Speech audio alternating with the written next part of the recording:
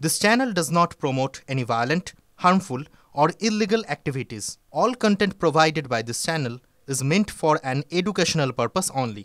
Top quality और consistent performance के लिए सिर्फ सिल्वर पंप नाम याद रखना। কথা বলি পয়েন্টে পয়েন্টে আর অনেকের ব্যথা লাগে জয়েন্টে জয়েন্টে। আমরা এক বছর পরে কিন্তু চিৎকার করছি না, এই এক বছরের মধ্যে বিভিন্ন জায়গায় আমাদের অভয়া বা আমাদের তিলোত্তমা স্মরণে আমরা রক্তদান শিবির এই ধরনের প্রতিবাদ মিছিল কিন্তু আমরা কন্টিনিউ করে গিয়েছি। আজকে দাঁড়িয়ে আমাকে বলতে বাধ্য হচ্ছে শুভেন্দু অধিকারীরা আর মমতা ব্যানার্জিরা যুক্ত হয়ে একসাথে, অর্থাৎ বিজেপি তৃণমূল মিলে যুক্ত হয়ে অভয়ার পরিবারকে বিচার দিল না, তথা আমরা বিচার পেলাম না। এতে বিজেপি তৃণমূল চাইছে না যে অভয়া বা তিলোত্তমার খুনিরা, প্রকৃত খুনিরা শাস্তি পাক। দেখুন, শুধু এসআইআর নয়, কদিন আগে দেশের বিরোধী দলের নেতা যেভাবে ইলেকশন কমিশন তথা যারা বিশ্বের সবথেকে বৃহত্তম গণতন্ত্রকে কন্ডাক্ট করেন, গণতন্ত্রের উৎসবকে, তাদের দুর্নীতি ফাঁস করেছে। তারা যখন ইসিআই দপ্তরে যাচ্ছিল হয়তো আরও কিছু দুর্নীতি প্রকাশ পেতে পারত। ফলে কেন্দ্রের বিজেপি সরকার অমিত শাহ পুলিশকে লেলিয়ে দিয়ে এগিয়ে দিয়ে এমপিগুলোকে যেতে দেয়নি। এটা আমরা তীব্র নিন্দা ধিক্কার জানাচ্ছি। এভাবে পুলিশ দিয়ে এমপিদের বা বিরোধীদের কণ্ঠকে রোধ করা যাবে না। দেখুন, এটা আমি কোনোদিন চাইবো না তৃণমূল পরিবারের কেউ খুন হোক। আমার সাথে চরম রাজনৈতিক মতপার্থক্য ছিল, আছে, থাকবে, কিন্তু যেভাবে দেখছি সিন্ডিকেটকে কে কন্ট্রোল করবে, কার হাতে ক্ষমতা থাকবে, এই নিয়ে এদের তো লড়াই। আদর্শগত তৃণমূলের তো লড়াই নাই, তৃণমূলের আদর্শ বলে কিছুই নাই। এদের শুধু 75-25টা কে কন্ট্রোল করবে। দেখুন না, আমাদের ভাঙড়ে যে খুনটা হয়েছে, রাজ্জাক খাঁকে খুন করেছে শওকত ঘনিষ্ঠ, অ্যারেস্ট হয়েছে শওকত ঘনিষ্ঠ। কারণ হিসাবে দেখা যাচ্ছে ওখানে যে একটা নতুন কাঠের ব্রিজের পরিবর্তে কংক্রিটের ব্রিজ হবে, দাবি বিধানসভায় ছিল। ওই সময় কিছু দোকান শিফট হবে, ওই শিফটের টাকাটা কে নেবে, সেই নিয়ে নাকি এটা খুন হতে হয়েছে। না, রাজনৈতিক মঞ্চে এসে ঠিক কথা, তবে উনি আইএসএফে যোগদান করছে, আমি এখনই আপনাদের বলবো না। আগামীতে কী হবে সেটা বলতে পারবো। এখন পর্যন্ত, আজকের ডেট পর্যন্ত বলছি, উনি আইএসএফের একজন অতিথি, এর বাইরে কিছু নয়। স্টেজে এসেছিলেন, তার দুর্দশার কথা আমরা স্টেজ দিয়েছি, সে বলছে।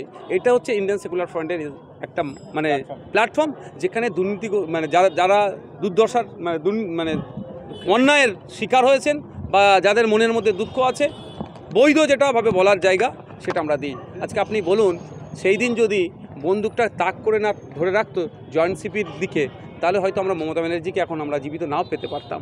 তাহলে যার অবদান, অন্যতম অবদান, তার সাথে এই ধরনের আচরণ, তার চাকরিটা, তার প্রাপ্য সম্মানটা সে পেল না। এর থেকে একটা জিনিস বোঝা যাচ্ছে, যতই ভোটাররা ভোট দিয়ে তৃণমূলকে এগিয়ে নিয়ে যাক না কেন, বিপদে তৃণমূল ভোটারদের পাশে থাকবে না। ডেমোক্রেসিতে আমার যাকে ভালো লাগবে আমি তাকে চুজ করব, আমার যাকে ভালো লাগবে সেই দলের আমি ঝান্ডা বইব।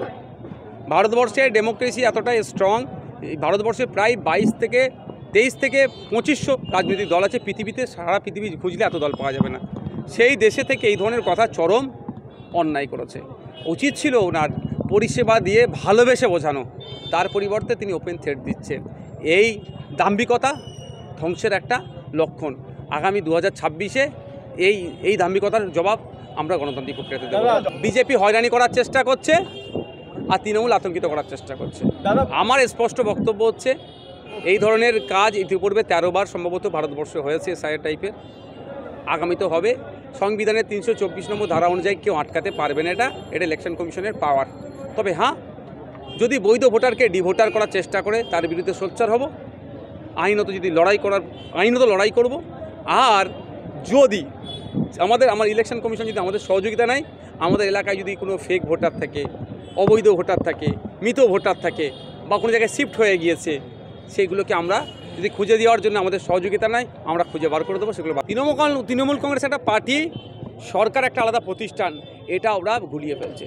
আমার তথ্য সরকারের কাছে থাকতে পারে, কিন্তু আমার তথ্য কোনো রাজনৈতিক দলের কাছে বা কোনো বেসরকারি কোনো সংস্থার হাতে যাওয়া অনুচিত। এই অন্যায় করছে বারবার, যে এই ধরনের যে নাটকগুলো করছে, কাগজ তুলছে, বলছে, এগুলো তো অনেক কাহিনী আছে। আজকের ডেটে দেখুন, এখন আপডেট, আজকের ডেটা যার হাতে আছে সেই কিং। তো এই ডেটাটা কিভাবে কালেক্ট করছে?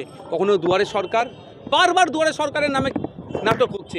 দুয়ারে সরকারে এসে বিধবা ভাতা, বার্ধক্য ভাতা, ST SC সার্টিফিকেটের জন্য আবেদন করলেও তারা বারবার আবেদন করেও পাচ্ছে না, কিন্তু বারবার দুয়ারে সরকার কেন করছে? এই ডেটাগুলো তারা কালেক্ট করছে, এটা বন্ধ হওয়া দরকার।